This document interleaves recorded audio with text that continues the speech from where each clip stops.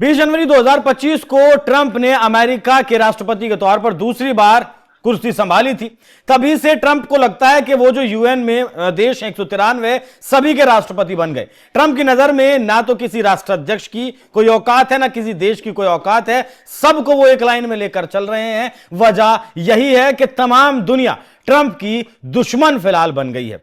Trump के घर में एक व्यक्ति ने घुसने की कोशिश की जिसके पास पेट्रोल कैन और एक शॉट गन मौजूद थी, और यह कहा गया कि यह व्यक्ति ट्रंप का घर उड़ाने की कोशिश करने वाला था। इससे पहले कि सीक्रेट सर्विस को उसके संदिग्ध होने की पहचान हुई, गोली चलाई गई। गोली सीधे उसकी छाती में लगी और वो वहीं ढेर हो गया। यह कोई पहला मामला नहीं है। जून 2016 लास वेगास में भी एक व्यक्ति ने पुलिस अधिकारी की बंदूक छीनकर ट्रंप पर हमला करने की कोशिश की थी। जुलाई 2024 बटलर पेंसिल्वेनिया में भी ट्रंप के ऊपर AR-15 राइफल से गोली चलाई गई थी जब वो चुनाव प्रचार कर रहे थे। सिर्फ यही नहीं, सितंबर 2025 में भी ट्रंप के ऊपर झाड़ियों में छिपकर AK-47 से हमला करने की कोशिश की गई थी। तीनों बार वो बच निकलने में कामयाब रहे हैं। इस बार जो हमला हुआ है, सीधे घर पर जो हमला करने की कोशिश की गई, उसके पीछे की क्या कहानी है उसे समझने की कोशिश करेंगे। नमस्कार, मैं हूं आपके साथ अभिषेक पुंडीर और मेरे साथ मौजूद है वरिष्ठ सहयोगी पंकज प्रसून। सर, बहुत स्वागत आपका। दुनिया तो बहुत दुश्मन बनाई हुई है ट्रंप ने, उस बात से तो कोई उसमें तो कोई शक व शुबा है नहीं। लेकिन ये वाली जो कहानी है, घर में घुसकर घर उड़ाने की जो कोशिश थी, वो ये पर्दे के पीछे वाली कहानी क्या है? नहीं, इनका एक पाम बीच आइलैंड पे एक इनका मारियो लागो एक जगह है जहां पे इनका निजी रिहाइश है। ये जो घुसा है व्यक्ति वो व्हाइट हाउस में नहीं घुसा है, इनका मारियो लागो में घुसा है। हाँ, मारियो लागो जो इनका अपना पर्सनल जो घर है इनका। हाँ, अपना पर्सनल है। और वीकेंड पे डोनाल्ड ट्रंप वहीं पे रहते हैं। और ये वीकेंड का ही समय था जब वो व्यक्ति एक शॉटगन के साथ और एक कैन बम के साथ वो अंदर जाने के प्रयास कर रहा था नॉर्थ गेट से, और सीक्रेट सर्विसेज को ये पता चल गया और उन्होंने मार गिराया उस व्यक्ति को। लेकिन अभी तक सीक्रेट सर्विसेज उस इंसान की आइडेंटिटी रिवील नहीं कर रही है कि वो कौन था।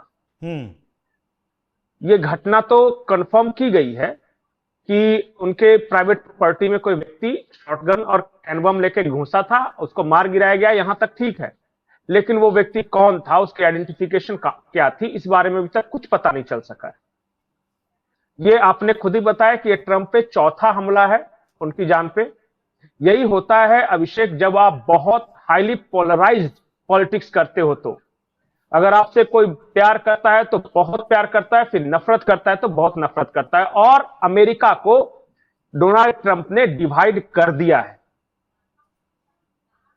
और इसी का ये सारे दुष्परिणाम है। इस बीच एक और बड़ी ब्रेकिंग न्यूज आई है।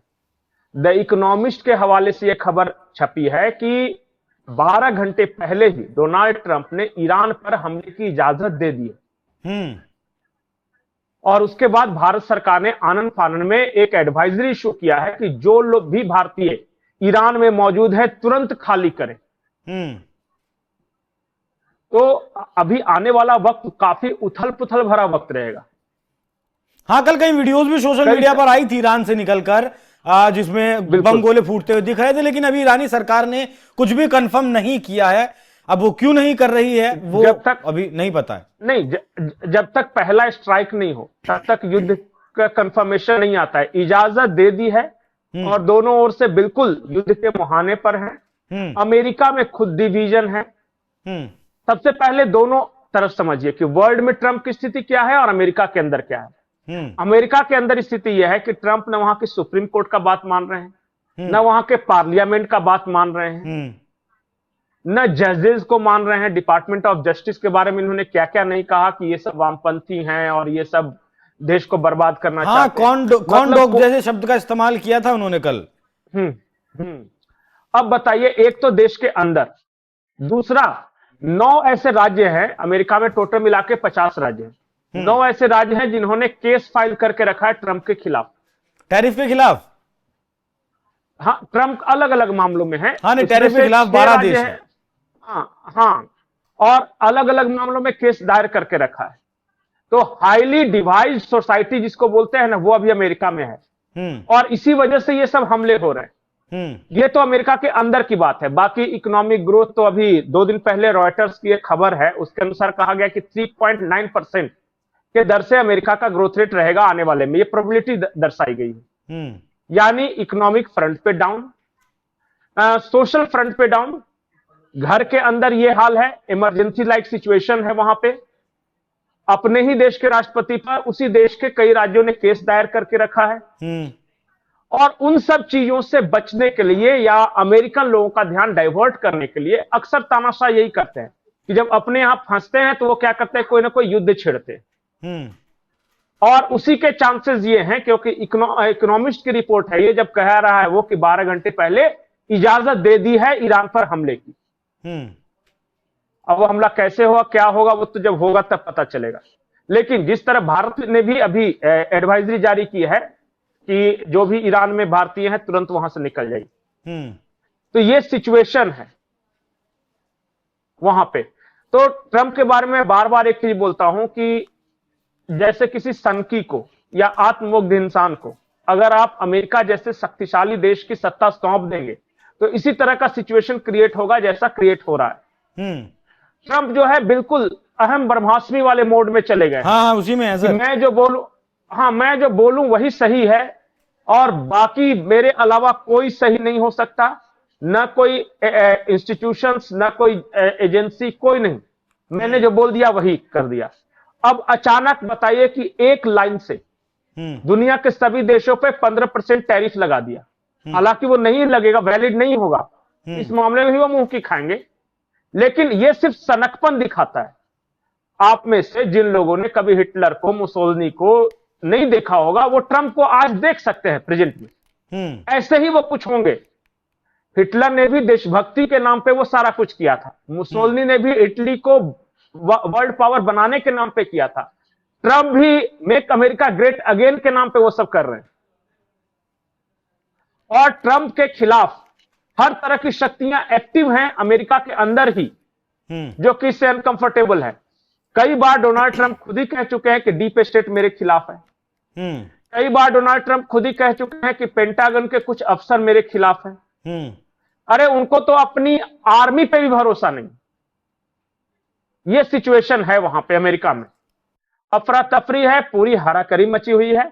और इस बीच अभी मिड टर्म पोल्स आने वाले वहां पे जी, और उससे पता चलेगा कि इनकी लोकप्रियता क्या है।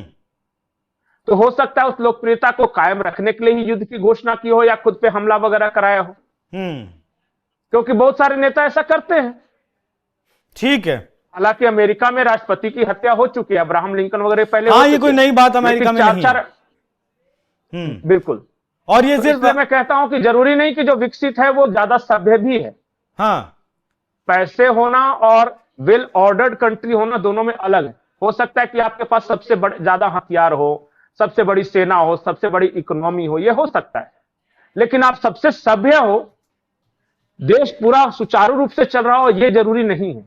बिल्कुल। हाँ, बहुत धन्यवाद सर। वही सिचुएशन। बहुत धन्यवाद आपका। और इससे पिछले कार्यकाल में भी 2018 और 2020 में भी 2 बार अलग अलग व्हाइट हाउस में रेसिन जो जहर होता है उसका लेटर भेजा गया, मतलब ऐसे भी मारने की कोशिश की गई। ईरान भी लगातार प्लॉट तैयार करता रहता है, ऐसी भी रिपोर्ट्स निकलकर सामने आती हैं। और कई लोगों की आमतौर पर अक्सर गिरफ्तारियां भी अमेरिका में होती रहती हैं कि वो ट्रंप को मारने की साजिश रच रहे हैं। फिलहाल मारे लोगों में एक सशस्त्र व्यक्ति ने घुसने की कोशिश की जिसे मार गिराया गया, जिसके बारे में अभी बहुत सारी जानकारियां आना बाकी हैं। क्या देश के भीतर ही कोई असंतोष ऐसा है फिलहाल कि किसी देश के व्यक्ति ने यह कोशिश की या फिर किसी बाहरी शक्ति ने, बाहरी ताकत ने, जैसे वेनेजुएला के राष्ट्राध्यक्ष को उठा लिया, ईरान पर युद्ध थोपने की बात है, देशों पर टैरिफ ठोके जा रहे हैं, किसी भी राष्ट्राध्यक्ष को बुलाकर बेइज्जत कर देते हैं वॉशिंगटन, मतलब अपने व्हाइट हाउस में बिठाकर, बगल में बिठाकर मीडिया के सामने। तो बहुत सारे काम ट्रंप ऐसे कर रहे हैं जो एक सम्मानित व्यक्ति को और अमेरिका जैसे